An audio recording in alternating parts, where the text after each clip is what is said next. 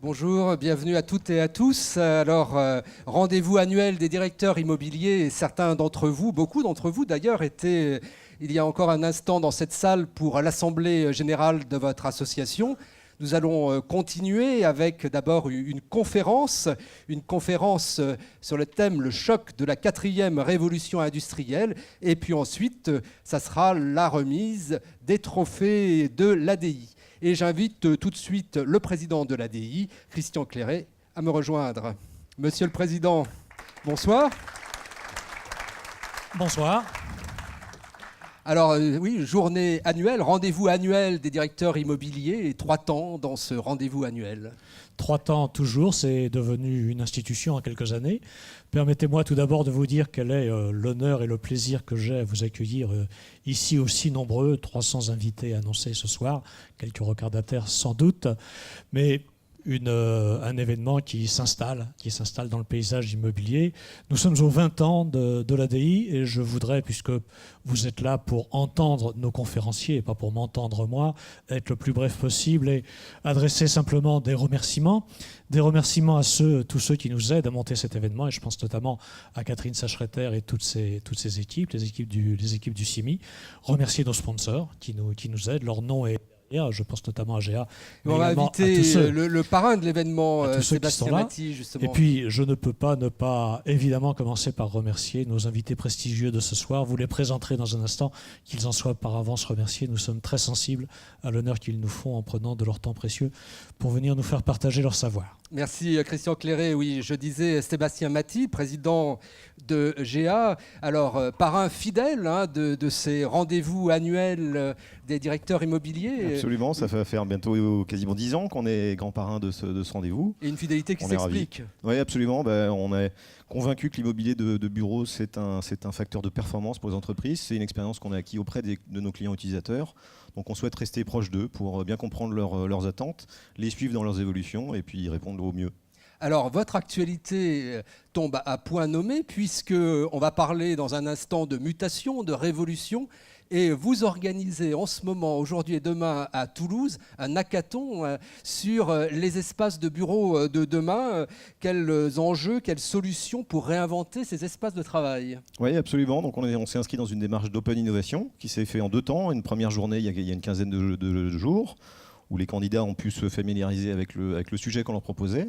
Et puis effectivement, j'arrive, je l'ai lancé ce matin là, sur 48 heures. Le hackathon, c'est un marathon pour des candidats qui relèvent le challenge de répondre à la question qu'on leur pose. La question qu'on leur a posée, c'est « Aidez-nous à imaginer les bureaux de demain ». Donc je crois qu'on est bien dans le thème qui va nous occuper dans quelques instants. Donc on a une 50aine de candidats de toute nature, de tout horizon, des architectes, des designers, des collaborateurs de notre entreprise, mais aussi des experts expérience utilisateur, des gens qui travaillent dans le digital, qui sont aujourd'hui mobilisés et qui travaillent là pendant ces 48 heures. À la fin, on aura un jury, quelques lauréats et je l'espère, des projets très intéressants qu'on sera heureux de vous présenter. Voilà, évidemment. parce qu'ensuite, vous serez dans une logique d'incubateur pour faire grandir ces projets. C'est ça. En fonction de ce qu'on va trouver comme projets intéressants, qui sont pour nous, on l'espère, des projets concrets, on proposera aux équipes qui nous les auront proposés de venir les mettre en œuvre sur nos projets avec, on l'espère, des utilisateurs qui seront intéressés. Merci Sébastien Maty, merci Christian Clairet. On vous retrouve tout à l'heure pour les trophées de l'ADI, mais on va commencer cette soirée avec un premier rendez-vous qui est la conférence débat. Une conférence débat, je le disais, un thème passionnant, le choc de la 4e révolution industrielle. Et pour en parler et pour en débattre avec vous, j'invite nos intervenants à me rejoindre. Serge Wimbert, le président du conseil d'administration de Sanofi. Jean Stone, philosophe des sciences et essayiste, et Philippe Chiambaretta, architecte. Voilà, 3 regards, effectivement, vous pouvez les applaudir. Voilà, installez-vous, messieurs, 3 regards sur ce thème. Alors, 4e révolution industrielle, 3e, dit Jérémy Rifkin, Davos débattait de la 4e. Alors, je vais demander à Jean Stone d'ouvrir ce débat, parce que Jean Stone, essayiste, philosophe des sciences, a publié il y a quelques mois un livre passionnant qui s'appelle « Les clés du futur ». Et je vais lui demander un exercice un peu difficile, c'est de nous donner en 15 minutes les clés du futur. Je rappelle que ce livre faisait suite à la parution d'autres ouvrages, dont un best-seller qui a été vraiment salué par beaucoup de personnalités scientifiques. D'ailleurs, ce best-seller, c'est « Notre résistance a-t-elle un sens ?» Alors, on reparlera du sens de l'existence peut-être une autre fois, mais aujourd'hui, ouvrez-nous, avec les clés du futur, ouvrez-nous ce monde du choc de la 4e révolution industrielle, Jean Stone. Eh bien, bonsoir à tous. Donc, effectivement, je vais mettre tout le monde d'accord. Entre la 3e et la 4e révolution, moi, je parle de 5 révolutions, mais pas de la 5e révolution. Et donc, effectivement, on m'a demandé en 15 minutes de vous résumer ce choc du futur, pour paraphraser un ouvrage connu. Donc, effectivement, pourquoi je dis qu'il y a 5 révolutions concomitantes ? Une d'entre elles est bien sûr la révolution industrielle, quel que soit le numéro que vous lui donnez. Mais en fait, au départ, je pense qu'il y a une révolution conceptuelle. C'est celle dont on parle moins et c'est une cause sous-jacente à la crise actuelle. La révolution conceptuelle, c'est qu'on n'a pas les bons outils pour comprendre le monde dans lequel on vit. Ça paraît incroyable, mais les dirigeants du public et parfois aussi du privé n'ont pas les bons GPS, n'ont pas les bonnes lunettes pour comprendre le monde dans lequel ils vivent. Pourquoi ?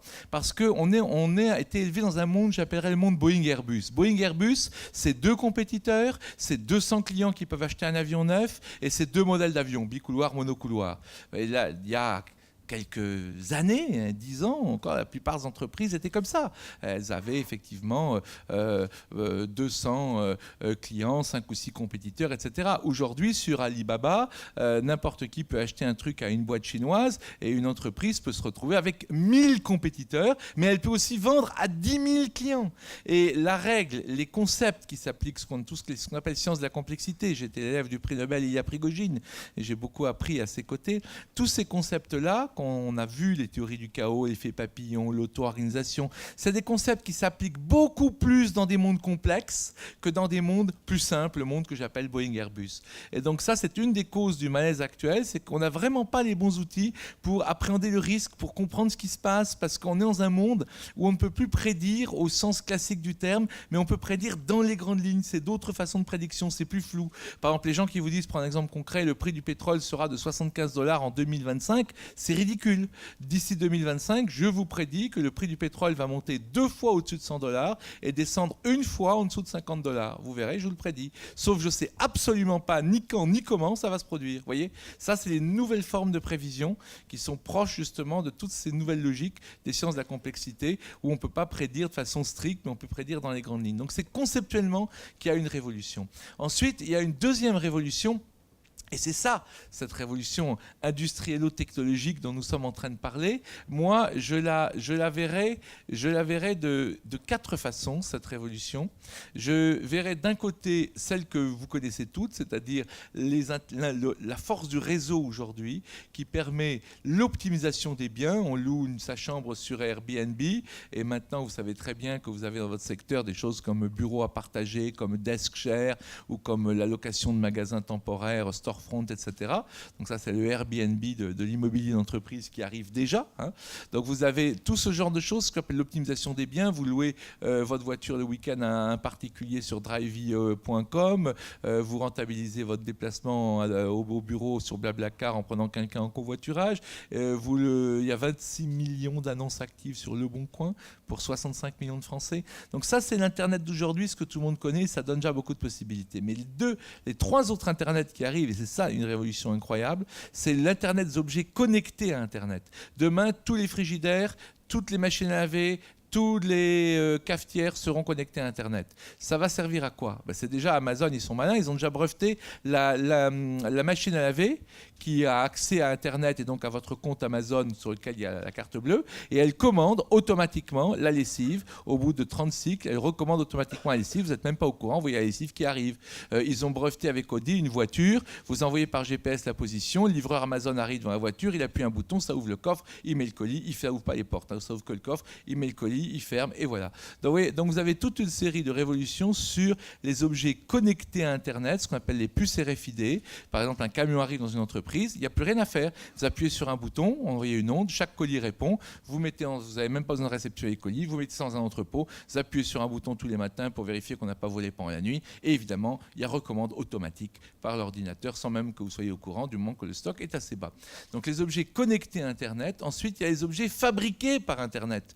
Et c'est incroyable. Airbus imprime maintenant sur des imprimantes 3D des pièces de moteur d'Airbus en Nouvelle-Zélande. Donc il n'y a plus besoin de les livrer. Ça change énormément de choses pour le business. On est en train d'imprimer un pont, certes pour les vélos, mais un pont à Amsterdam. L'imprimante imprime le pont derrière elle, au-dessus de la rivière.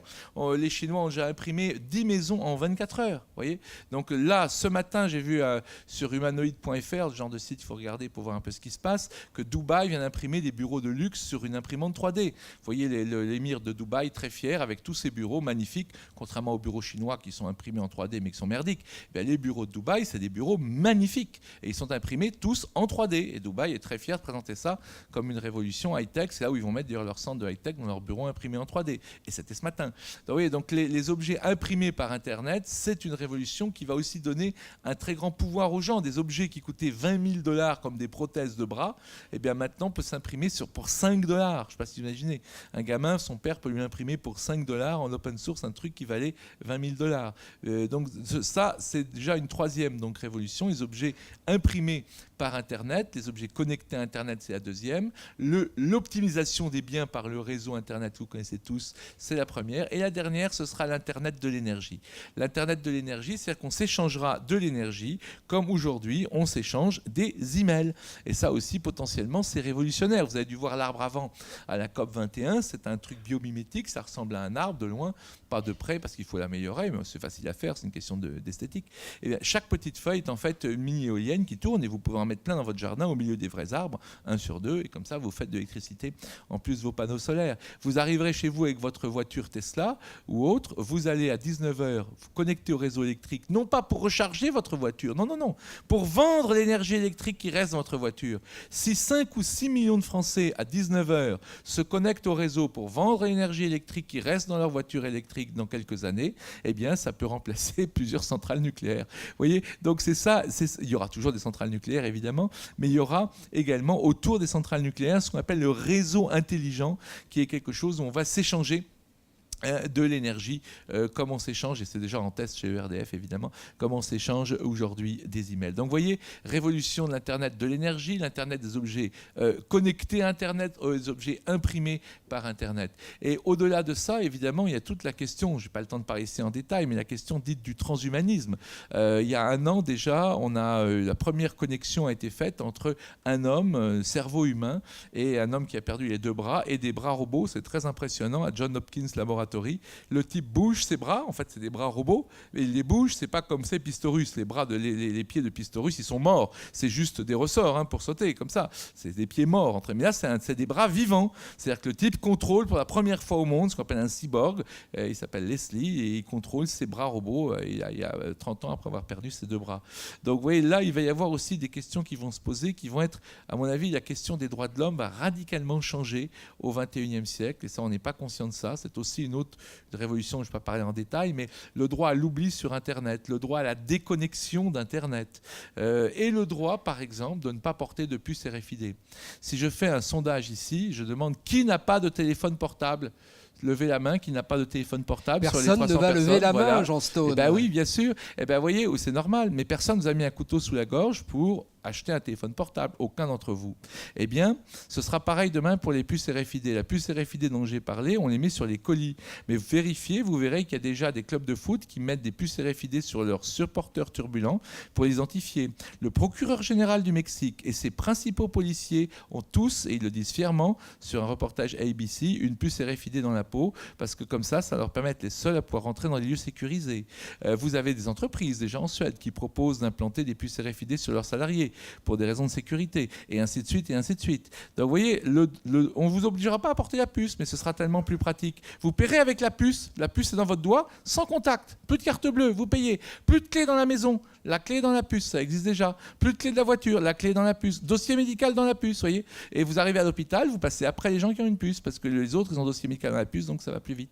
Donc vous voyez, la notion même de droit de l'homme, à mon avis, va changer, c'est des questions qu'il faut vraiment avoir en tête, parce que c'est une mutation qui est redoutable. Si vous ajoutez à cela les autres révolutions qui sont encore en cours, vous avez évidemment une révolution économique. La révolution économique, c'est aujourd'hui l'or. C'est avant l'or, c'était l'or. Vous alliez faire une razzia au Pérou, vous y avec un galion, il y avait plein d'or. Voilà. Après, c'est le pétrole, le gaz. Regardez le poids du Qatar aujourd'hui, ça se passe de commentaires. L'or de demain, c'est l'information. Vous êtes capable de manager de l'information, de récupérer l'information et de la manager en temps réel. Vous êtes immédiatement extrêmement riche. Mon ami d'enfance Jean-Baptiste Rudel est à la tête de la seule et unique licorne française. Licorne, c'est une start-up de plus d'1 milliard de dollars, 2,5 milliards de dollars pour sa boîte Criteo, introduit au Nasdaq 31 octobre 2013. Un an avant, je lui ai parlé.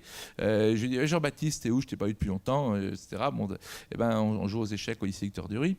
Et il me dit, ah oui, c'est bien moi, Jean-Baptiste Rudel, je suis en une petite start-up comme ça aux États-Unis. Mais je vais me remettre ma recherche en France.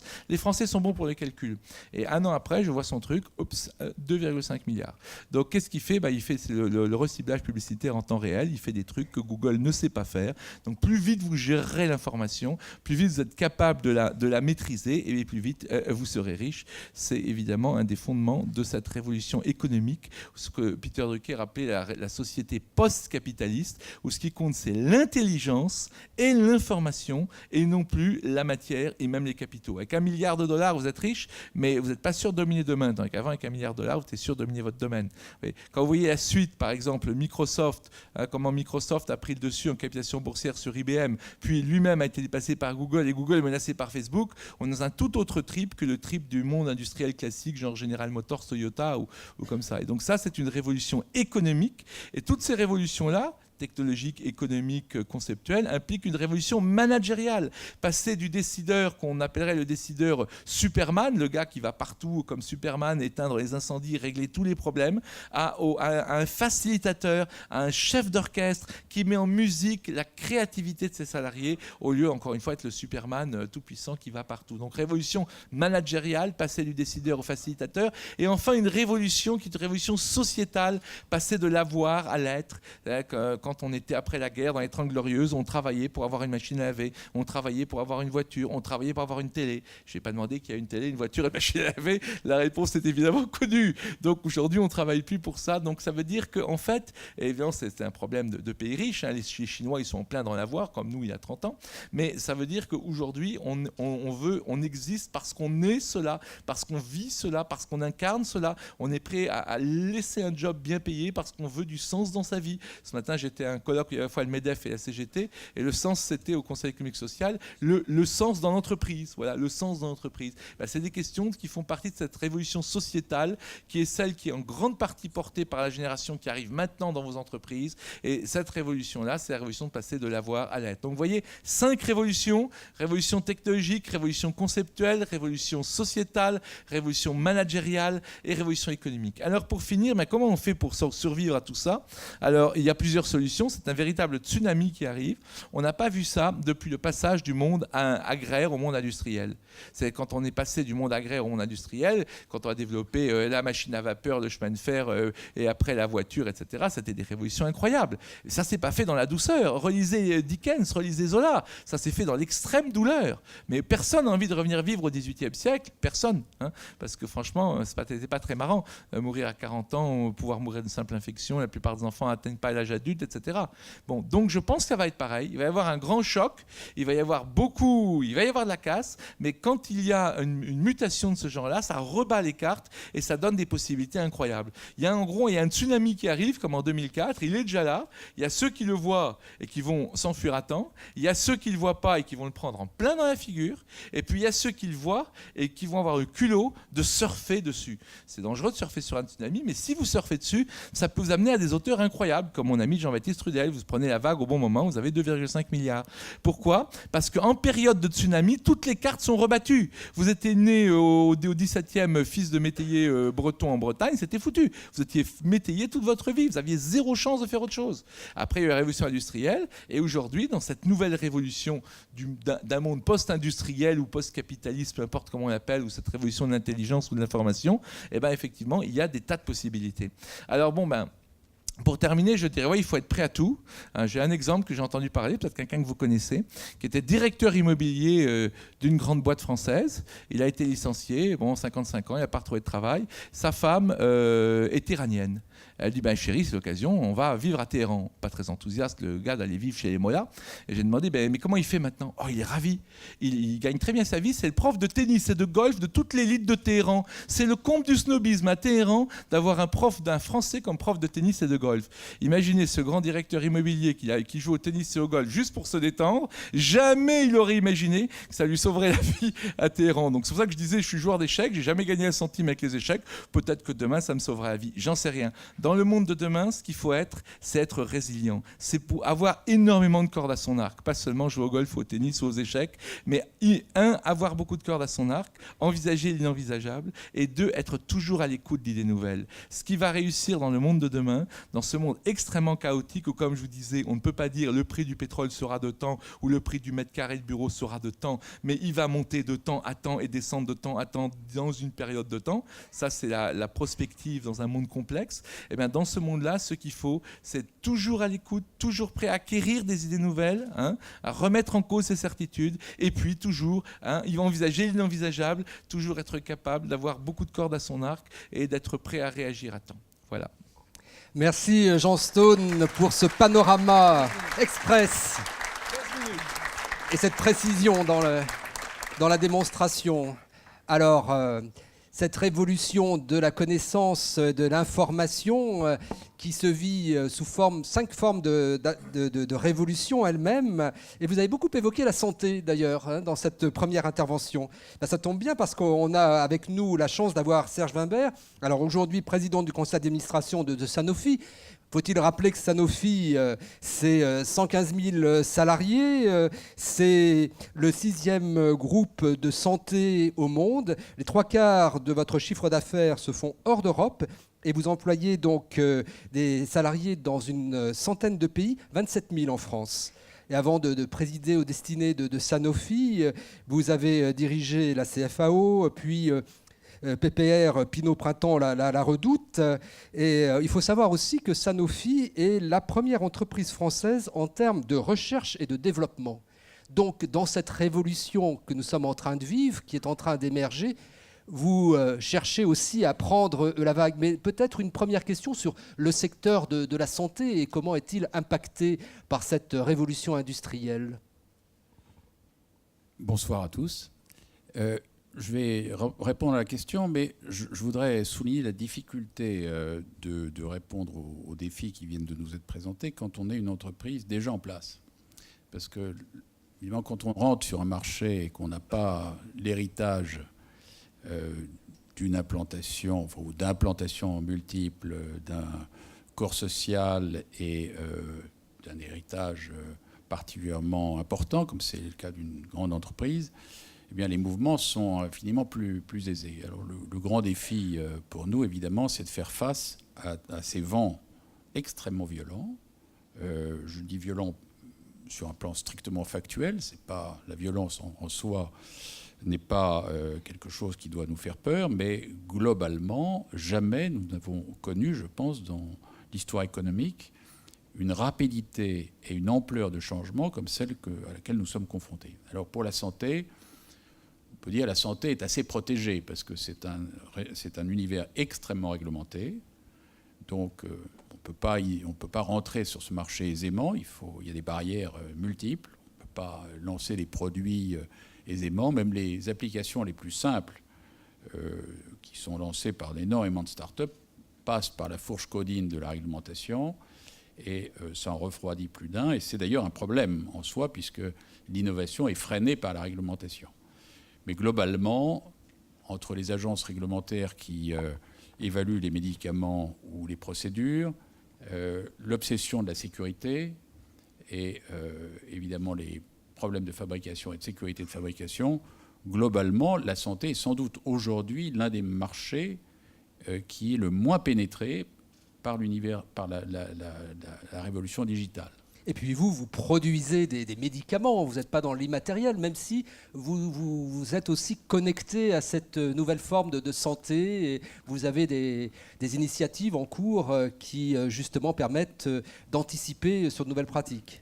Oui, alors naturellement, le digital offre des perspectives extraordinaires. D'ailleurs, la santé est sans doute un des secteurs où l'investissement d'innovation est le plus important. Aux États-Unis, il y a énormément de start-up dans l'univers de la santé. En France, beaucoup. Et globalement, on sait que des choses arrivent, mais ça ne se fera pas obligatoirement très, très rapidement. Nous avons essayé de prendre le train. On ne peut pas dire que nous sommes très en avance, mais il y a d'ores et déjà un certain nombre d'initiatives. Nous avons en France travaillé par exemple avec une start-up qui s'appelle Volantis pour essayer d'apporter aux diabétiques une solution. Et ça, c'est une tendance de fond de l'industrie. Les industriels vendaient des produits. Aujourd'hui, ils essaient de vendre des solutions, c'est-à-dire de l'information, de l'usage, de la capacité, en partant d'un produit sans doute, mais à faire quelque chose en plus. Et par exemple, pour les diabétiques, le problème évidemment central, c'est la mesure permanente de leur taux de glycémie, et c'est la capacité de doser ensuite leurs injections. Et grâce à la télémédecine, grâce à l'information que nous pouvons apporter par la technologie et la communication, on pourra demain avoir une sorte de pancréas artificiel qui permettra aux patients, qu'ils soient des diabétiques de type 1 ou de type 2, de remplacer effectivement le fonctionnement effectif de leur pancréas. Ça passera par les puces, ça passera par la mesure instantanée de leur diabète et la calcul automatique de l'injection, éventuellement la pompe sur eux pour pouvoir faire cette injection sans avoir de pénétration, même par aiguille, parce que les techniques d'injection sont en train d'être également modifiées. Donc voilà un exemple très concret. Il y en a des tas d'autres. Il y a des modifications fondamentales dans les rapports entre les patients et les médecins. Les patients sont extraordinairement frustrés aujourd'hui par la plupart des appareils de santé. Ça passe par l'efficacité, la productivité pour les médecins eux-mêmes. Ça passe par fondamentalement une révolution considérable qui va être le big data, qui va modifier très sensiblement l'approche de la recherche. Aujourd'hui, un chercheur, c'est quelqu'un qui a une intuition et qui, avec ses camarades chimistes, biologistes, informaticiens, va essayer de trouver un nouveau produit, mais en partant d'une molécule, en partant d'une intuition. Demain, l'accumulation des big data va donner, ou demain, quasiment aujourd'hui, va donner des pistes de recherche que le cerveau humain ne pouvait pas concevoir spontanément. Alors là, ce sont les évolutions dans votre secteur, qui est celui de la santé. Et puis Sanofi, je le disais, 115 000 salariés, des espaces de bureau, bien sûr, et des collaborateurs avec un nouveau rapport au travail. Oui, alors je pense qu'on est tous confrontés à cette tendance, c'est-à-dire quel est aujourd'hui le lieu de l'entreprise ? Qu'est-ce que c'est que l'entreprise aujourd'hui ? Quel est son périmètre ? Est-ce que c'est comme traditionnellement un périmètre physique clairement établi, ou est-ce que l'entreprise commence au domicile de ses salariés ou finit au domicile de ses salariés ? Est-ce que l'éclatement de la chaîne de valeur, tel que nous le voyons à peu près partout, avec la spécialisation extrême qui fait que l'entreprise ne peut pas être le tout exécutant de toute la chaîne de valeur et doit la décomposer, donc donne la naissance à d'autres entreprises qui viendront apporter leurs expertises pour réaliser ces produits et solutions, mais qui doivent travailler en étroite collaboration avec l'entreprise cliente. Ça fait que les frontières historiques de l'entreprise sont en train de bouger. Quand on préparait ce débat, vous me disiez qu'il y a 3 à 4 personnes qui travaillent pour un salarié de Sanofi. Oui, nous avons un réseau d'entreprises collaborantes qui représentent effectivement 4 fois à peu près notre effectif interne. Et de plus en plus, cette décomposition va entraîner le travail en commun, évidemment la connectivité, mais la capacité de venir travailler directement chez nous, ce qui veut dire des espaces ouverts, des espaces modulaires. Je pense que le thème de l'imprévisibilité est un thème extrêmement important. Si vous regardez l'idée qu'on se faisait de la croissance mondiale, des zones de croissance il y a 3 ans, et la réalité aujourd'hui, le prix du dollar il y a 3 ans, le prix du pétrole il y a 3 ans, tout le monde s'est trompé. Donc il faut admettre, il faut avoir une grande humilité devant l'avenir. Il faut savoir que tout, d'une certaine façon, est possible, qu'aucun schéma n'est vraiment définitif, et il faut être capable de s'adapter. S'adapter, ça veut dire une grande modularité. Je suis frappé de voir que dans beaucoup d'endroits, notamment les labos, maintenant, il n'y a plus d'espace fermé. On a organisé les espaces pour essayer effectivement d'ajuster en fonction de la taille des équipes, en fonction des besoins, et de rendre ces espaces éventuellement d'ailleurs cessibles pour partie. Alors il y a 2 tendances contradictoires naturellement. C'est qu'on doit être très ouvert et en même temps il faut, pour une industrie comme la nôtre par exemple, énormément protéger la propriété intellectuelle. Le problème de la sécurité est un problème évidemment majeur et qui s'est encore renforcé. Alors évidemment c'est en partie la cybersécurité, mais c'est aussi la sécurité physique. Donc comment rendre conciliable à la fois cette ouverture, cette modularité et les objectifs de protection et de sécurité? Ce sont des interrogations que nous avons. Comment faire aussi que les salariés travaillent différemment? Ils n'ont plus vocation. On a Florence Perronneau a été au cœur de ce changement, par exemple, créé à Val-de-Bièvre une grande unité où il y a 3000 salariés. Eh bien là, les salariés n'ont plus de bureau. Ils ont des espaces où ils mettent leurs affaires, et puis quand ils viennent, ils vont prendre le bureau disponible dans une enclave donnée.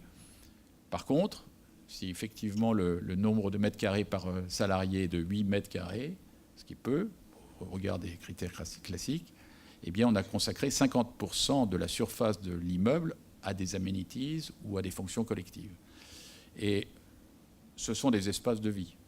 Mais bon, on est une industrie assez riche, on pouvait se le permettre. Je ne suis pas sûr que ce soit un standard pour tous.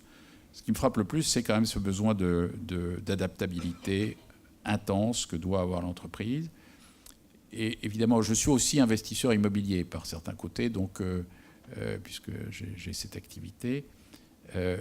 Quand on regarde comme investisseur immobilier et qu'on voit qu'on est sur des horizons longs, puisque pour attirer les investisseurs, il faut avoir la plus grande sécurité possible de l'occupation, on ne peut pas se échapper, à mon sens, à l'interrogation du régime juridique de la location, des contraintes qui ne correspondent pas, alors si je prends la casquette utilisateur, aux besoins de l'utilisateur. L'utilisateur veut être le plus souple possible, va rechercher cette souplesse, et on l'a vu dans les discussions qui ont eu lieu il y a quelque temps sur la modification éventuellement du régime locatif, il va y avoir de fortes pressions, à mon avis, à sortir des systèmes qui sont trop contraignants.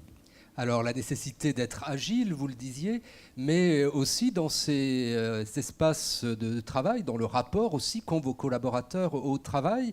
Est-ce que cette incertitude, ça rajoute pas un peu d'angoisse? Il y a une perte de repères. Il faut recréer une culture d'entreprise dans ces cas-là?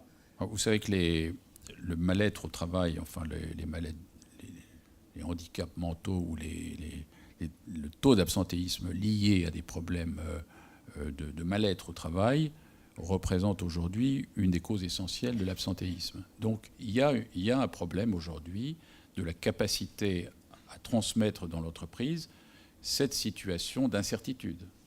Pour ceux qui sont en première ligne du combat, ceux qui sont en position de responsabilité, c'est assez facile de se dire, bon, nous on est là, on voit ce qui se passe.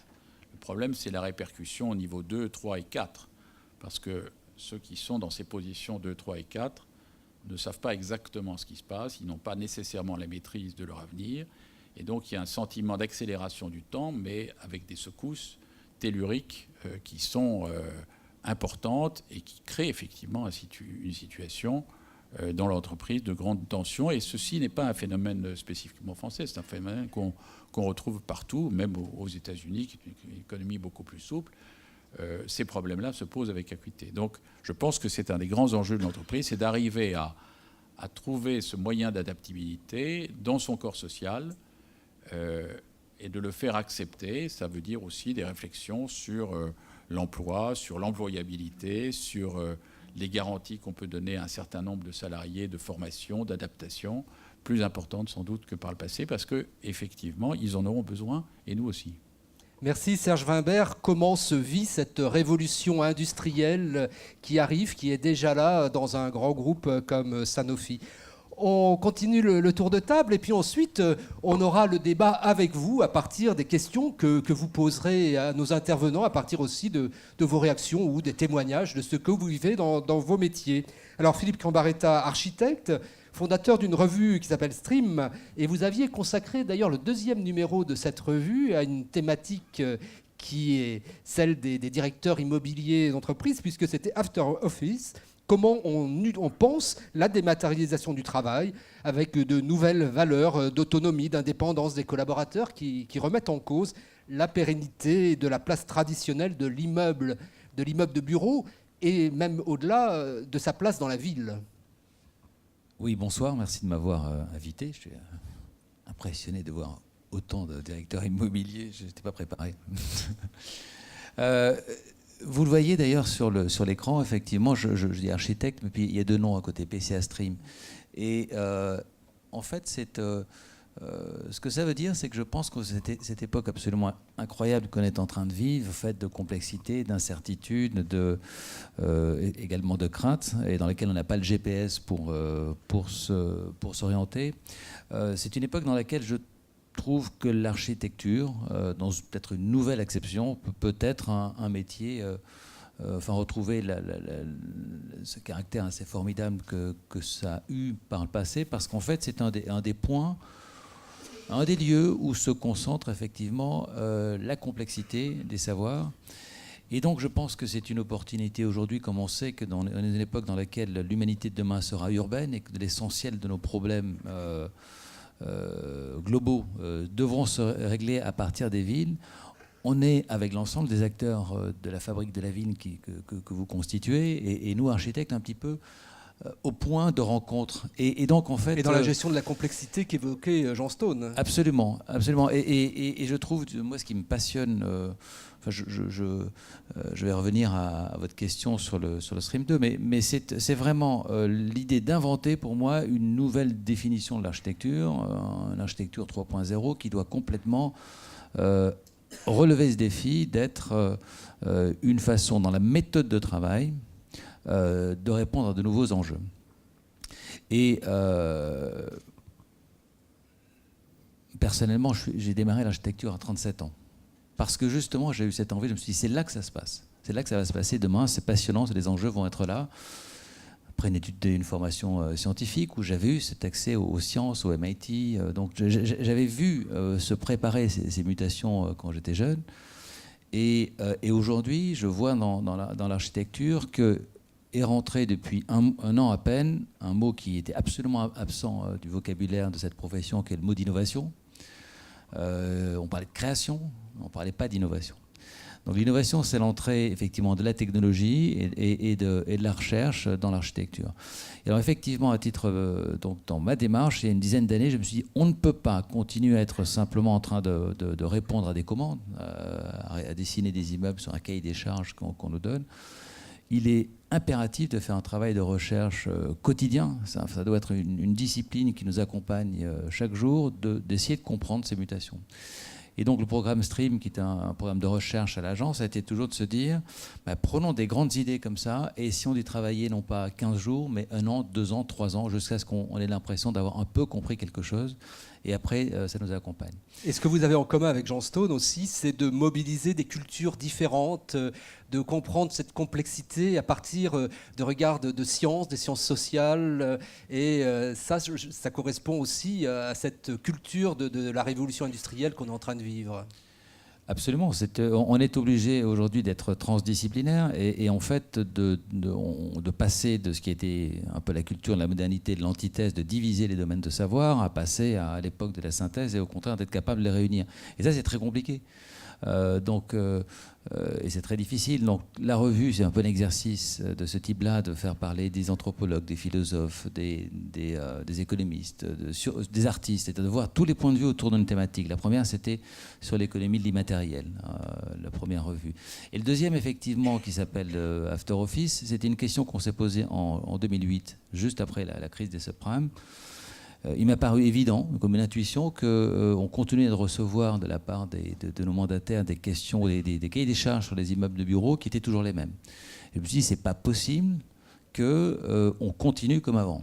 Je suis sûr qu'il se passe une mutation, une révolution qu'il faut découvrir.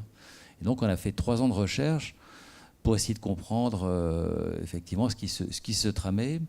Et on a sorti ce livre en 2012.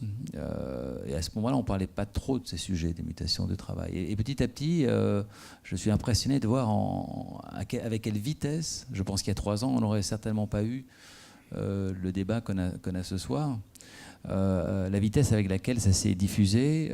En France, l'an dernier, l'innovation de Jean-Louis Missica et de la ville de Paris avec Réinventer Paris était un formidable accélérateur. Et vous y avez participé ? On y a participé, oui. Par exemple, chose absolument étonnante, c'est que le projet qu'on a démarré en 2011 avec la SFL là, sur l'immeuble cloud, on avait eu cette idée que les seuls utilisateurs qui pourraient venir en plein cœur de Paris seraient probablement les entreprises des nouvelles technologies. Et 5 ans après, juste le temps de le concevoir et de le construire, c'est Blablacar qui s'installe dedans, entreprise qui en tant qu'entreprise économique n'existait pas en 2011. Le service existait, mais ce n'était pas payant. Donc en 5 ans, effectivement, ce que vous disiez tout à l'heure, ça va à une vitesse absolument considérable. Donc je pense que pour nous, il y a un défi formidable, c'est d'inventer une nouvelle façon de fabriquer cette ville. Et vous dites les bâtiments ne sont pas des objets inertes et il faut penser justement, regarder la ville et ces bâtiments comme un métabolisme. Oui, parce que le 3e livre qu'on a écrit, qui s'appelle Habiter l'Anthropocène, a été une prise de conscience. Je pense qu'aujourd'hui... Alors quand on parle d'Anthropocène, c'est le rapport de l'homme et de la nature. Oui, enfin, c'est un terme maintenant qui commence à être un peu diffusé. C'est l'idée qu'on rentre dans une ère géologique nouvelle dans laquelle, en gros, l'impact de l'homme sur l'équilibre biophysique de la planète est devenu majeur, quoi. Donc, en fait, on rentre dans un état de responsabilité face à notre propre destin dans un délai très, très court, ce qui est ça qui est absolument fascinant. Donc, c'est un changement de paradigme pour la condition humaine. C'est vraiment, pour moi, une révolution très très profonde, anthropologique, de quelle est. Donc ça me fait muter tous nos paradigmes, et notamment celui que l'on peut avoir comme artiste ou comme architecte. Aujourd'hui, on n'est plus forcément dans une recherche, une question de forme ou d'ego ou d'expression formelle, mais plutôt comme des médecins à ce moment-là ou des biologistes, d'essayer de trouver un remède à une pandémie. Et il est évident qu'une des conséquences de cet anthropocène, c'est une remise en cause de ce qui a été dans la pensée moderne le rapport de l'homme à la nature, hein, c'est le principe depuis Descartes et Galilée de la dominer, qui a été à l'origine du progrès, de la science, de la technologie, qui nous a amenés là. Et donc il est évident qu'une des premières injonctions pour changer de GPS, c'est de réinventer ce rapport à la nature.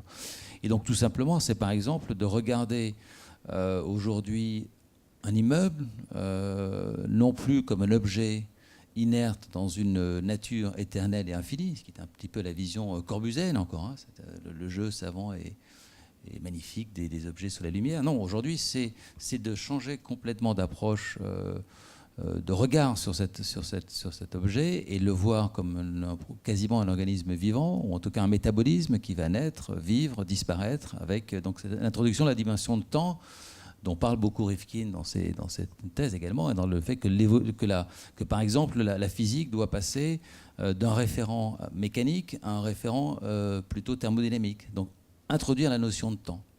Et donc, c'est effectivement, par exemple, dans le projet Stream Building qu'on a proposé pour Réinventer Paris, c'était de regarder l'objet comme un métabolisme. Alors, beaucoup de monde est en train de travailler sur cette idée-là. Mais c'est vrai que ce sont des paradigmes tout à fait nouveaux. Ça se traduit comment d'avoir quelque chose qui est vivant et qui doit évoluer. Vous êtes le père dans ce métabolisme quand même. Vous avez une idée de ce que doit devenir le bâtiment qui va évoluer.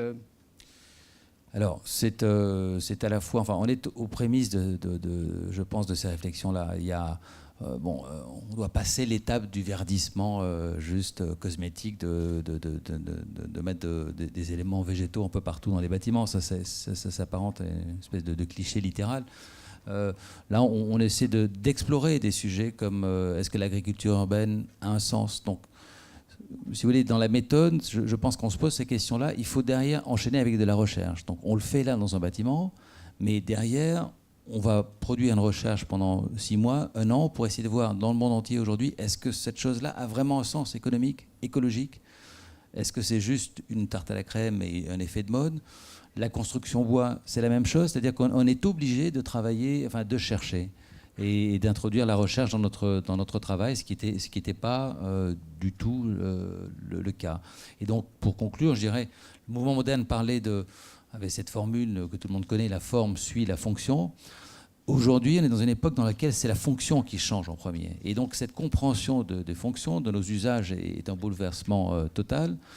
Et le suit ou le follow, qui est aussi une façon de se dire, avec les changements d'enjeux qui sont résumés dans l'Anthropocène, et les nouveaux outils que sont le big data et que sont les algorithmes, etc., la façon de passer de la fonction à la forme est en train de profondément évoluer. Donc c'est cette double révolution où, de concepteurs de forme, qui était peut-être la vision dominante des architectes, on doit devenir des chercheurs pour comprendre l'évolution des usages et inventer des processus beaucoup plus collaboratifs, beaucoup plus étayés aussi sur l'algorithme et le big data pour arriver à la forme. Merci donc de cette démonstration et du travail que vous faites, qui est de la recherche-développement, il faut le dire. Alors, je vous l'avais dit, on va passer la parole aux directeurs immobiliers, les faire réagir à ce que vous avez dit, les faire aussi témoigner de leurs pratiques. Est-ce qu'eux aussi sont dans ce choc d'une révolution industrielle? Alors, avant que quelqu'un... Il y a des micros, normalement, qui vont venir jusqu'à vous. Peut-être, moi, je vais poser une première question à Jean Stone. Quand il entend le grand chef d'entreprise et l'architecte qui parle de métabolisme, comment, lui, le philosophe des sciences, il réagit à cette écoute? Beaucoup de choses. D'abord, quand effectivement Serge Weinberg nous a parlé de la violence sans précédent du choc, je suis entièrement d'accord avec lui. Moi, j'ai parlé d'un tsunami parce qu'effectivement, on a déjà vécu ça, à mon avis, qu'une seule fois dans l'espèce humaine, quand on est passé du monde agraire au monde industriel, et ça a été un grand choc, mais le choc était moins rapide et il y avait 7 fois moins de monde sur Terre. Donc là, le choc concerne beaucoup plus d'individus et ça va très vite. Quant à ce qu'a dit Philippe Chiambrata, j'étais très intéressé par son côté effectivement métabolique des buildings. Il connaît très certainement un des héros, parce que j'ai un certain nombre de héros dans mon livre Les Clés du Futur, qui est William McDonough, qui a fait McDonough dit, c'est un des leaders mondiaux de l'architecture durable, et il dit chaque building devrait être comme un arbre et chaque ville comme une forêt. Et c'est pas utopiste. Il a fait des usines, par exemple en Suisse de textile.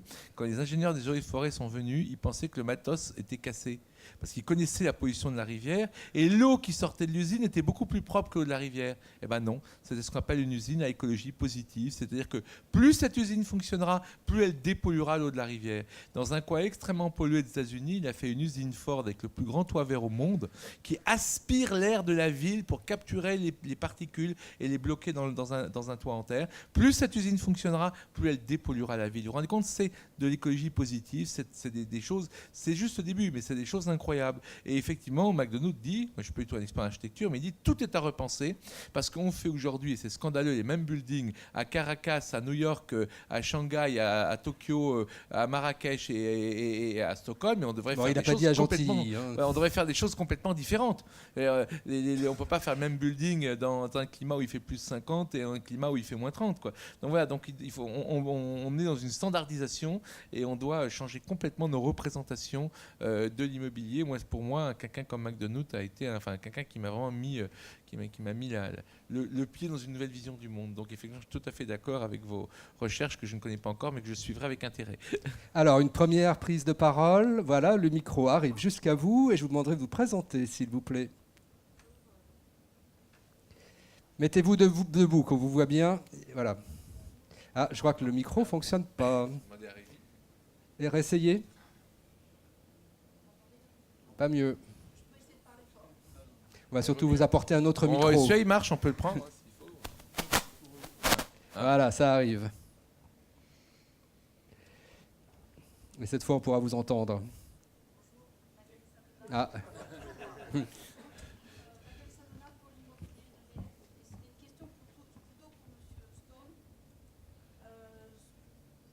Merci.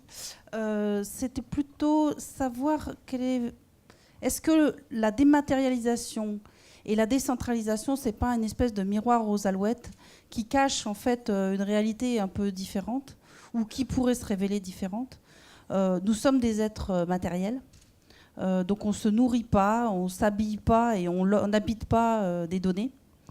Donc il faudra toujours qu'il y ait une production matérielle pour tout ça. Et pour résister justement au tsunami des portails divers et variés qui se développent pour nous vendre tout ça, est-ce qu'on ne va pas assister à en fait la création, d'ailleurs comme pour les portails, de très grands acteurs qui, eux, centraliseront des productions, etc. Aujourd'hui, dans un certain nombre de domaines industriels, je pense qu'un certain nombre de gens ici en sont conscients, on voit se réduire la concurrence sur les biens matériels. Parce que justement, il faut pouvoir résister, et donc c'est des grands groupes, et parfois, pour certains produits, certains fournisseurs, on n'en a toujours que 2 ou 3. Donc je m'interroge vraiment sur la réalité de cette décentralisation, et dématérialisation, ça pourrait être vraiment qu'une illusion, un miroir aux alouettes. Et par ailleurs, je pense que sur les 7 milliards d'humains, il y en a encore beaucoup qui sont dans le avoir et qui ne sont pas prêts d'être dans l'être, qui travaillent encore pour avoir la machine à laver et le téléphone portable. Oui, alors, évidemment, c'est une très bonne question, parce qu'en 15 minutes, évidemment, vous ne pouvez pas montrer toute la complexité du monde, mais il y a ce qu'on appelle le glocal, c'est-à-dire dans un monde qui va être extrêmement délocalisé et globalisé, il y aura une volonté de retrouver un enracinement local.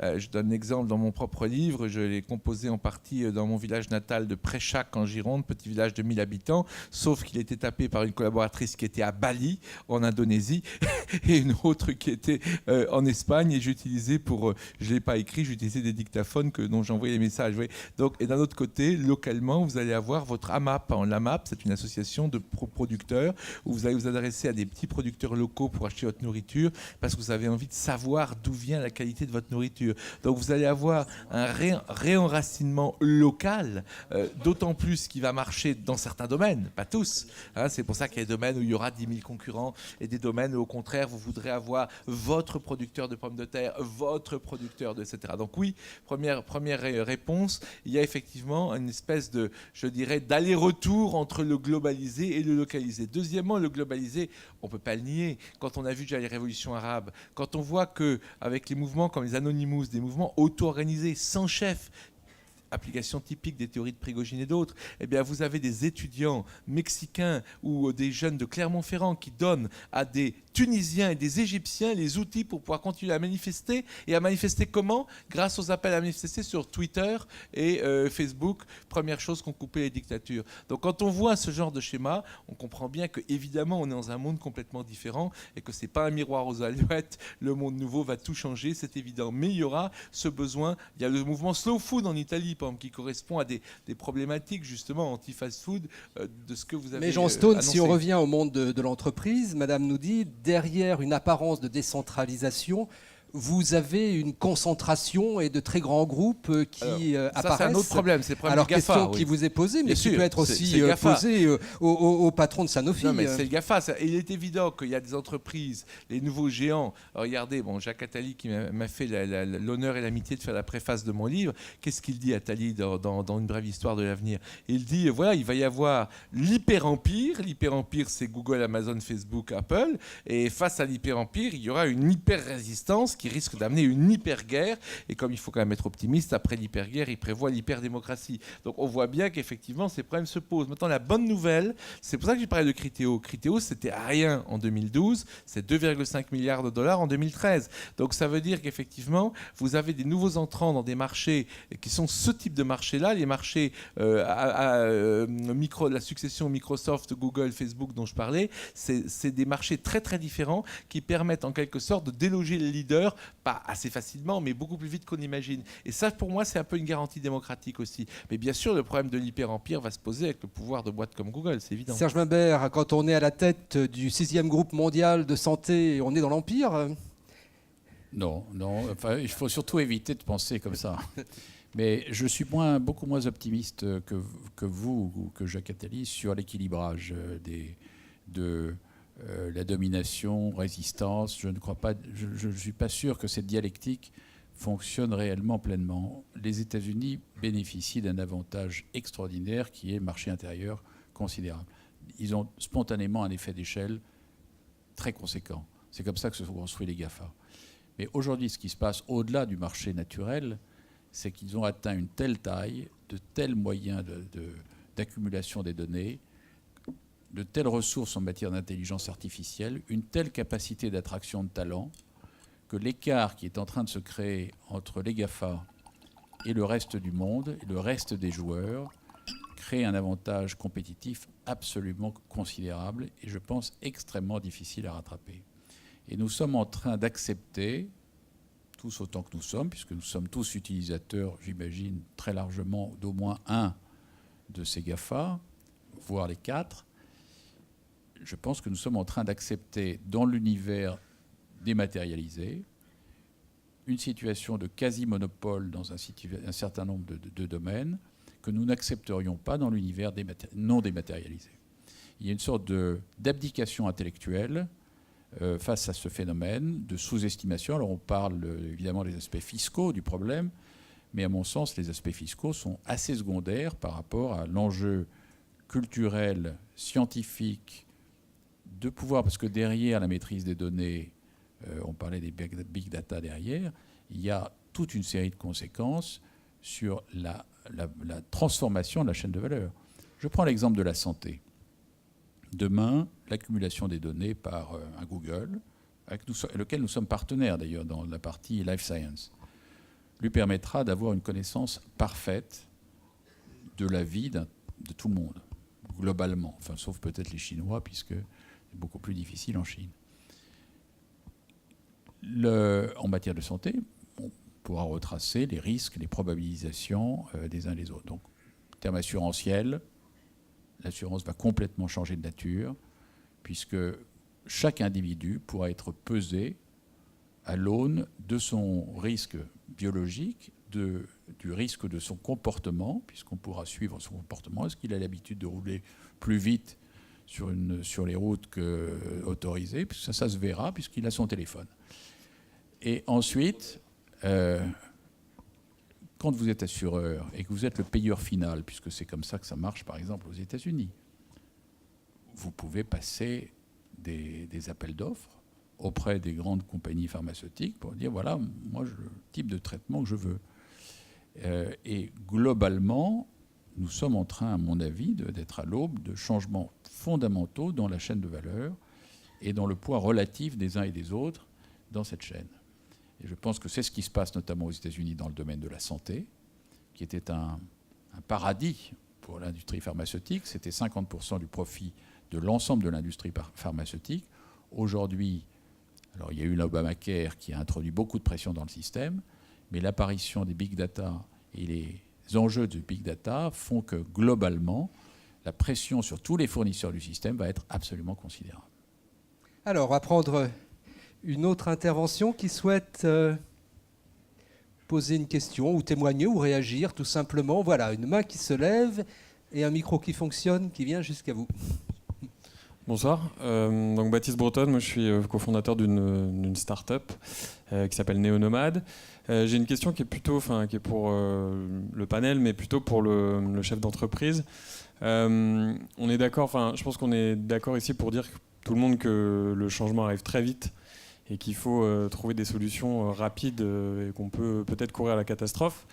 Nous, face aux entreprises, quand on propose des choses innovantes, on nous ramène souvent la question du coût. Et voilà, ça coûte cher d'innover, ça coûte cher de lancer des expérimentations ou des choses un petit peu innovantes. Est-ce que l'entreprise aujourd'hui a la capacité à investir pour sauver le monde ? Alors le juste à temps, quand Faut-il investir? Et effectivement, on arrive avec des beaux projets, mais on dit ah, c'est un peu tôt. Bon, il y a toujours, d'abord, dans toute entreprise d'une certaine taille, il y a un syndrome bien connu qui est le not invented here. Donc, toute innovation qui vient de l'extérieur bénéficie en général d'un préjugé assez négatif. Mais globalement, pour une entreprise comme la nôtre, par exemple, l'innovation, c'est la raison d'être. Nous sommes condamnés à innover. Nous n'avons pas le choix. La banalisation de nos produits par le perte de propriété intellectuelle, d'ailleurs, à l'issue des brevets, fait que nous connaissons des chutes de prix considérables à partir d'un certain temps. Et donc, la seule manière d'assurer la croissance de l'entreprise, c'est d'assurer un flot continu d'innovation. Alors, il y a innovation, je ne peux pas répondre spécifiquement à votre question, mais globalement, je pense que l'un des enjeux, effectivement, pour l'entreprise de demain, c'est d'accepter d'être connecté aux innovateurs. Toute l'innovation ne sera pas faite dans les entreprises. Et d'une certaine façon, les grandes entreprises sont moins innovantes que les petites. Donc, elles doivent organiser leur culture interne, leur process, de manière à être en permanence des aspirateurs d'innovation créés, imaginés par d'autres, dans des relations d'ailleurs qui ne sont pas nécessairement des relations de domination, mais des relations de partenariat. Nous avons développé par exemple énormément de partenariats. Il y a moins de 10 ans, l'essentiel de la recherche de Sanofi était à pratiquement 100% interne. Aujourd'hui, nous sommes à 60% interne, 40% externe. Et ce sont des vrais partenaires. Nous avons comme partenaires à la fois des très grandes entreprises comme Regeneron aux États-Unis, qui est une entreprise qui pèse une quarantaine de milliards de dollars, qui d'ailleurs fait partie des startups qui ne valaient pas grand-chose il y a 15 ans et qui sont aujourd'hui multimilliardaires. Et nous travaillons également, la société que j'évoquais tout à l'heure est une toute petite société, Volantis, et qui a accédé, je crois, à une certaine notoriété, notamment par les rapports qu'elle a établis avec nous. Donc c'est notre avenir qui est en jeu, et je pense que c'est le cas de beaucoup des entreprises qui sont présentes ici. Une autre question ou intervention au premier rang. Philippe Pelletier, on vous apporte un micro. Il arrive, voilà. Merci. C'est une question sur l'avenir de vos salariés. On peut penser, et Jean Stone l'a dit à la suite de Jérémy Rifkin, nous allons devenir des producteurs d'énergie. Ça veut dire que certains, avec plus d'intensité que d'autres, consacreront une partie de leur temps à gérer la production d'énergie, la mutualisation ensuite de cette production, la consommation, l'autoconsommation collective de cette énergie, etc. Bref, ils ne consacreront plus un plein temps à votre entreprise.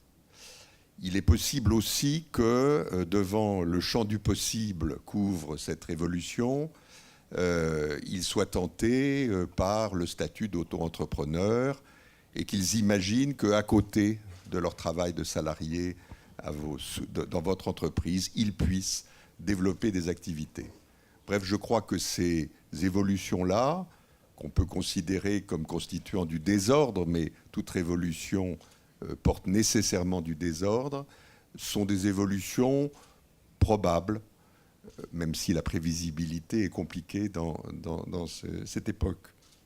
Ma question est, est-ce qu'il y a une réflexion dans votre très belle entreprise sur ce statut d'employé à plein temps qui probablement va évoluer et peut-être même conduire à inventer des statuts intermédiaires entre celui de l'entrepreneur indépendant et celui du salarié? Serge Imbert.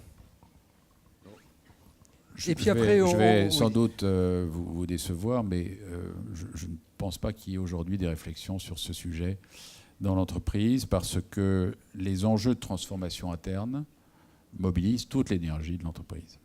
Et donc, nous avons toute une série de métiers à revoir. Bon, je prends l'exemple du statut de chercheur. L'une des grandes difficultés que nous avons eues, c'était de faire évoluer cette organisation de recherche, notamment dans la perspective de création de partenariats. puisque ce ne sont pas exactement les mêmes qualités pour dialoguer avec des entreprises innovantes extérieures ou pour assurer la recherche interne. Et donc, c'est la réflexion sur le métier de chercheur. Qu'est-ce que, au bout d'un certain temps, est-ce qu'on peut être chercheur à vie ? Probablement non. Mais ça, c'est une révolution importante chez nous. Qu'est-ce que devient un chercheur au bout de 20 ans ? On considère, à tort ou à raison, qu'au bout de 20 ans, un chercheur est un peu moins productif. Et donc, il faut lui trouver d'autres évolutions de carrière à l'intérieur de l'entreprise.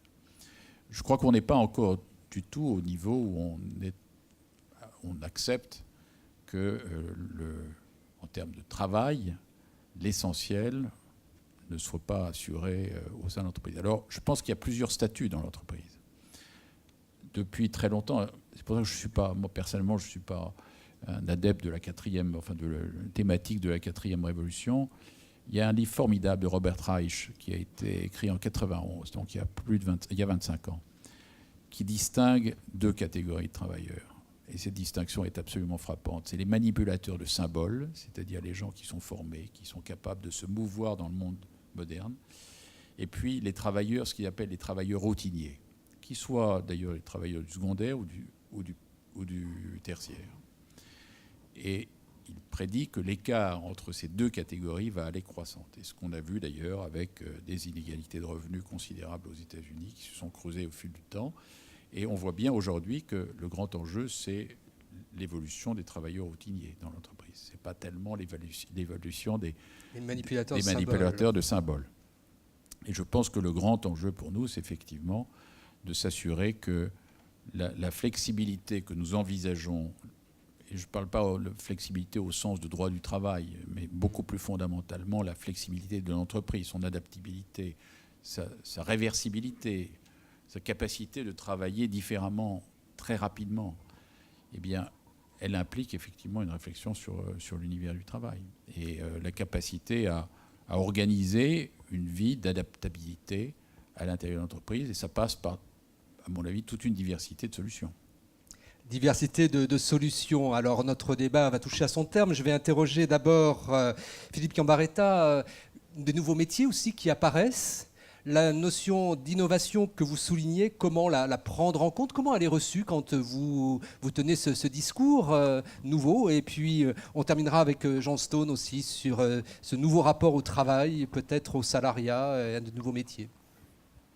Non, je crois que depuis effectivement assez peu de temps, j'ai été frappé de voir l'engouement et l'engagement que de la plupart, enfin je parle là dans le secteur de l'immobilier, des acteurs investisseurs, promoteurs, du côté également des collectivités locales, il y a une vraie volonté aujourd'hui de rentrer dans ces thèmes d'innovation, c'est une nouvelle façon d'élaborer des projets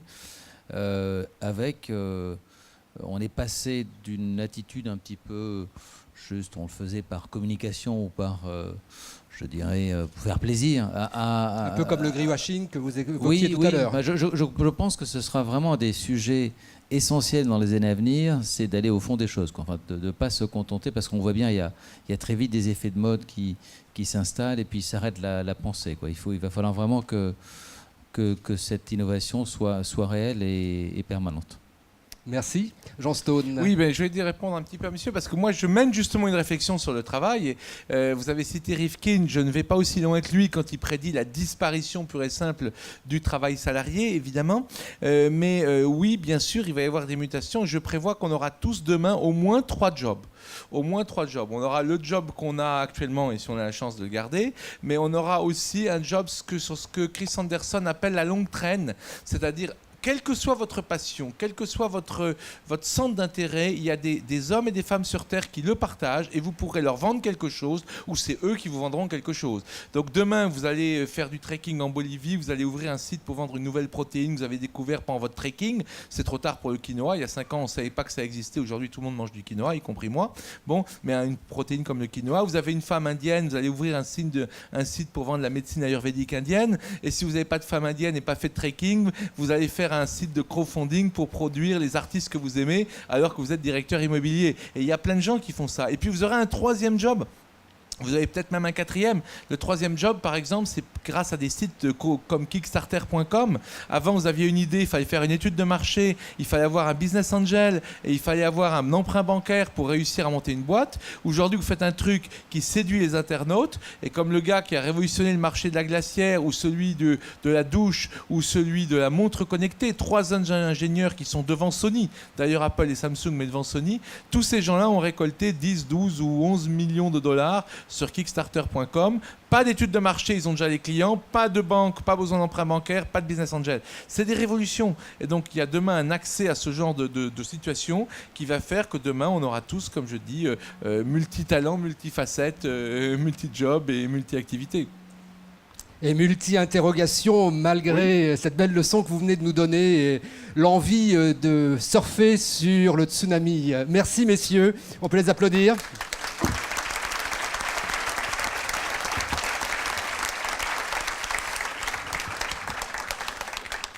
Merci, ça c'était passionnant et on aura envie de poursuivre avec vous.